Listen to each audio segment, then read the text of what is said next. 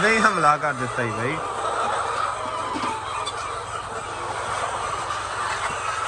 ਲਾਲ suit ਤੇ ਬਹੁਤੀਆਂ ਚੜਦੀਆਂ ਜੀ, ਮੈਨੇ ਤਾਂ ਪਾਇਆ ਤਾਂ ਹੀ ਚੜਦਾ ਹੀ ਆ।